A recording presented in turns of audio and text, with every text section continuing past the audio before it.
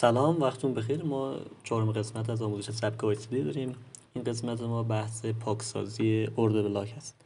ببینید، ارد بلاک ها در 5 مؤلفه کاملا پاکسازی میشن و ما برای اینکه بدونیم این ارد بلاک چطور دیگه اعتبار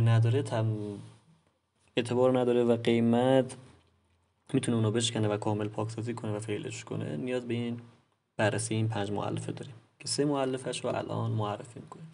اولین مؤلفه ما اینه که قیمت بیاد ارد بلاک ما رو با شادو بشکنه. همین که تو تصویر اینجا دارین میبینید، این کندل ما پس از برخورد به اوردر اومده اونو کاملا با شادو پاکسازی کرده. از نظر سبک آیسیتی این اوردر دیگه اعتباری نداره، ولی شما باید حالتهای مختلف این حرکت رو بدونید. وقتی قیمت به این شکل میاد، محدوده ما رو کلا پاکسازی میکنه، احتمال این که قیمت در حرکت بعدیش به این شکل یا به این شماتیک عمل کنه هست. این شماتیک اول ما. در شماتیک نوع دوم ما به این شکلی که قیمت، شما باید با تایید همه اینا رو انجام بدید. در نوع دیگه قیمت میاد کلا محدوده رو با شادو پاکسازی میکنه، قیمت 2 مرتبه برمیگرده داخل ارد بلاک و در حرکت بعدیش کلا میاد تغییر روند میده در روندی که هست. اگه بخوایم شماتیک اینو نشون بدیم، ای بابا، شماتیکشو بیایم نشون بدیم روی چارت.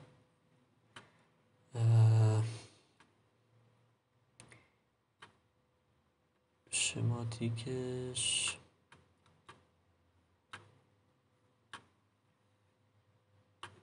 این خوبه. اینجا هم از قبلم من اینجا اومدم دنبالش میگشتم، اینجا هست.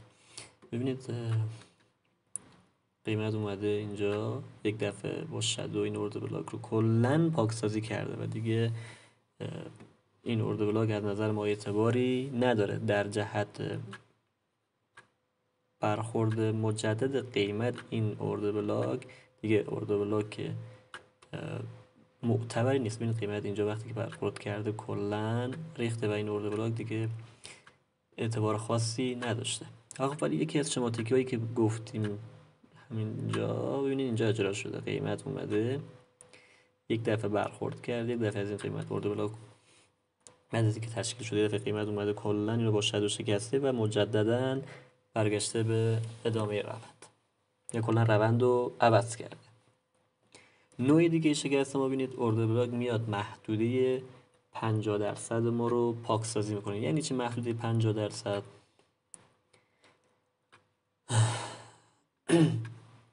ببینید اگه این ارد بلاک ما باشه،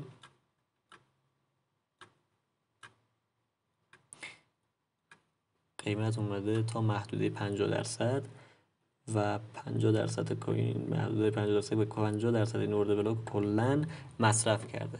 از نظر سبک آیسیتی وقتی همچین اتفاقی پیش میاد، این ارد بلاک دیگه اعتبار نداره. چرا؟ چون بالا بر 80% از سفارشات خودش اینجا مصرف شده و اعتبار خاصی نداره. پس دومین مؤلفه ما این بود که بیاد محدوده 50% رو بشکنه. وقتی که این همچین حالتی پیش میاد، فرضاً ما روند ما اینجا نزولیه، ببخشید صعودیه. ای بابا گیج شده. فرضاً اینجا یک مقاومتیه و قیمت به اینجا برخورد کرده و محدوده 50% مصرف کرده. ما فرض داریم میگیم وقتی که به این اوردر رسیده آقا بیاد بعد سیل بگیریم، ولی وقتی که این اتفاق پیش میاد دیگه این اوردر معتبری نیست. قیمت ممکنه بیاد به این شکل حرکت کنه، یک بار به اوردر بلاک برگرده و در حرکت بعدی خودش بیاد کلن محدوده رو فیل کنه و به روند خودش ادامه بده به این حالت. حالا اگه بخوایم شماتیک این شکست محدوده 50% رو اینجا نشون بدیم، من سعی کردم که آماده بشه و ویدیو خیلی طولانی نشه براتون.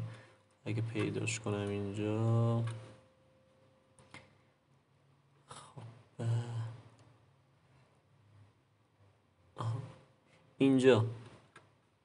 اینجا یک بارم با شادو شکست. خب این اینجا یه دفعه توضیح میده. ببینید قیمت یک دفعه اومده محدوده 50% مصرف کرده و حتی روی محدوده 50% کلوز داده. این زیاد مثال خیلی دقیقی نمیشه. بذار یک مثال خیلی دقیق تر براتون پیدا کنم. محدوده 50. آره این عالیه. ما یه ارد بلاک اینجا داشتیم، قیمت اومده به محدوده 50% برخورد کرده، مصرفش کرده. تو کندل دوم، حالا من با یکی شد کرده، نه کار ندارم، به یکی دیگه کندل اومده توی محدوده 50% کلوز داده. همینجا قیمت بعد از اینکه محدوده رو با گفتنی مصرف کرده، یک بار دیگه اومده برگشته به اوردر و در برگشت 2 مرتبه به اوردر تغییر روند داده و کلا قیمت ریخته. این یه نوع شماتیکیه که پس از مصرف محدوده 50% داشته. این محدوده اوردری که ما داریم دیگه اینجا معتبر نیست. در برخورد دوم قیمت کلا محدوده فیل شده. مثال دقیق تر خیلی باحال تر باشه، اینجا مثال باحالی نشد. اینم یکی، این بازم شماتیکش در جهت ریزشه، ولی خب این اوردرها دیگه اعتباری ندارن برای ما. این نه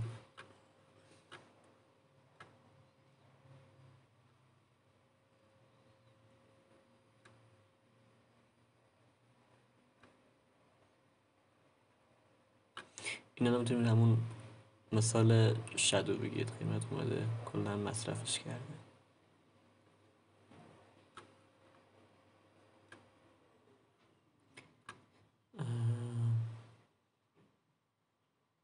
خب این محدوده 50% کل مصرف شده. بذارید تایم 3 دقیقه بذارم. هر تایم آی سی تی یکی از خوبیاش، یا بگیم هم بعدیش هم خوبیش، اینه که مولتی تایم شما باید کار کنین، همه تایم ها رو بررسی کنید. ما اینجا یه دونه اوردر دیگه داریم. میبینید اینجا ما یک اوردر داریم، قیمت اومده قشنگ محدوده 50% مصرف کرده. اینجا در حرکت بعدیش قیمت، حالا این شماتیکش یک ورده بهتر شد. اون شماتیک قبلی هم هست، شما هر دو شماتیک هم دارین در این مثال. اینجا اومده مصرف کرده محدوده 50 رو و کلوز داده. 2 مرتبه قیمت برگشته به این مرتبه رفته بالا در جهت صعود بازار، ولی دیگه این اوردر برای ما اعتباری نداشته.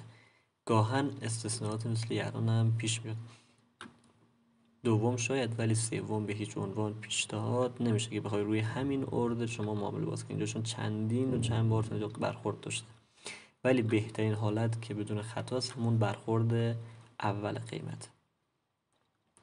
خب این اوردر دیگه از نظر ما اعتباری نداشت.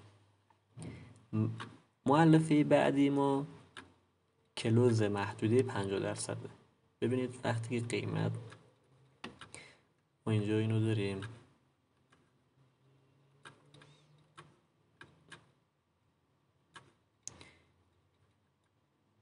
ما این اوردر بلاک رو داریم، قیمت اومده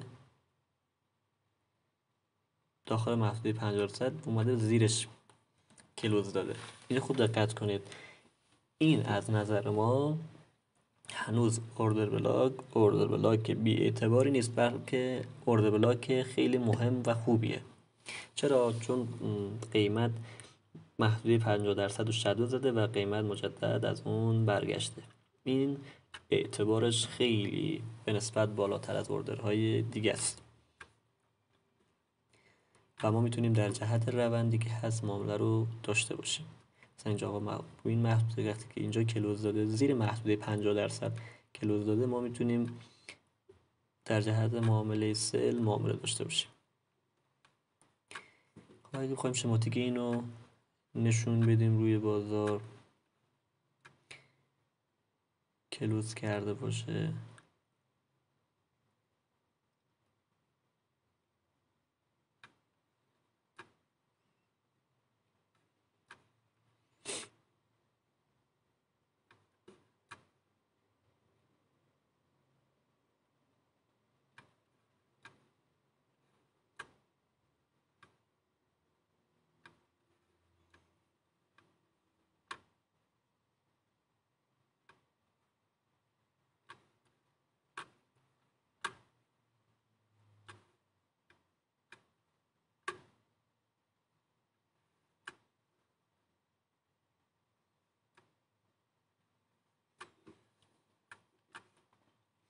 بریم 15 دقیقه شو بریم.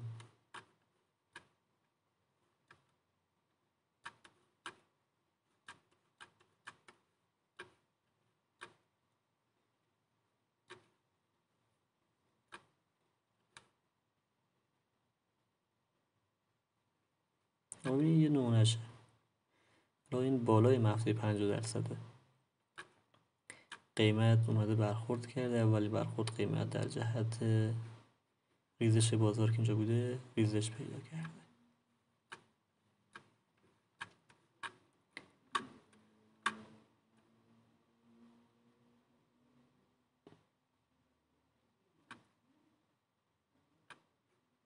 این هم میشه یک نمونه مثال دیگه.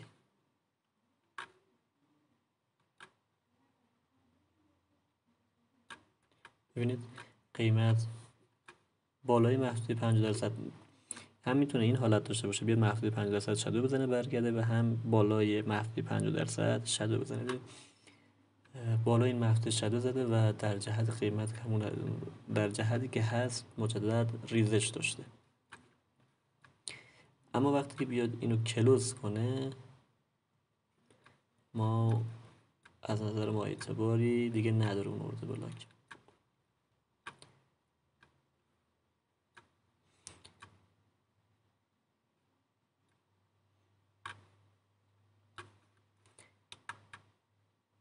ببینیم اینم میشه مثال خوبی. نه این اومده محدوده رو کلا مصرف کرد. شما بر نظر داشته باشید که قیمت وقتی که میاد بالای محدوده 50% شادو میزنه، شما میتونید اعتبار کنید به اون اوردر بلاک و معامله داشته باشید. اما وقتی که بیاد بر روی اون محدوده 50% شادو بزنه، ببخشید کلوز بده و بالاترش بره، یعنی قبلترش بره، دیگه اون محدوده برای ما ارزشی نداره. تو مؤلفه بعدی رو انشالله تو قسمت‌های بعدی ضبط کنیم.